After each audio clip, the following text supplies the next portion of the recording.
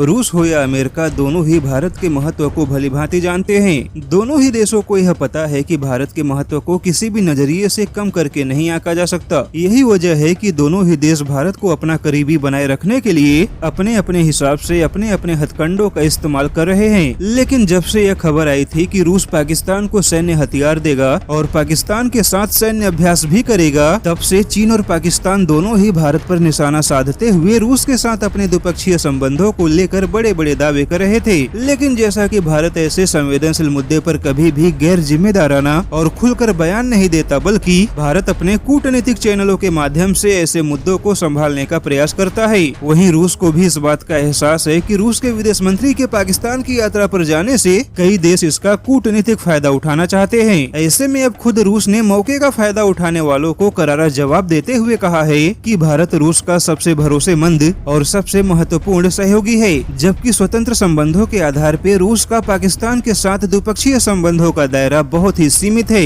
यानी कि पाकिस्तान के साथ द्विपक्षीय संबंधों पे जितना दिखाया जा रहा है वैसा कुछ भी नहीं है। लेकिन इन सबसे अलग मॉस्को डिफेंस ब्रीफ ने बड़ा खुलासा किया है कि रूस भारत को अफ्रीका में भी अपना सबसे बड़ा साझेदार बनाना चाहता है और यह साझेदारी पूरी तरह से हथियारों के क्षेत्र में होगी। रिपोर्ट का दावा है कि रूस में हथियार बनाने से उसकी लागत ज्यादा हो जाती है, जबकि भारत में इन्हीं हथियारों को बनाने की लागत बहुत कम होगी, जिस वजह से रूस और भारत के द्वारा बनाए गए हथियार अच्छे तो होंगे ही, लेकिन इसकी कीमत भी काफी कम होगी, जिससे कि अफ्रीका के सस्ते और अच्छे हथियारों की डिमांड को आसानी से पूरा किया जा सकता है। वहीं मॉस्को डिफेंस ब्रीफ की रिपोर्ट में चीन का कहीं पर भी जिक्र नहीं किया गया है, जिससे यह साफ है कि अब रूस भारत को हथियारों का बाजार समझने के बजाय भारत के साथ मिलकर अफ्रीका में हथियारों का व्यापार करने की योजना बना रहा है। और यह खबर यकीनन चीन के मुंह पर बहुत बड़ा तमाचा है।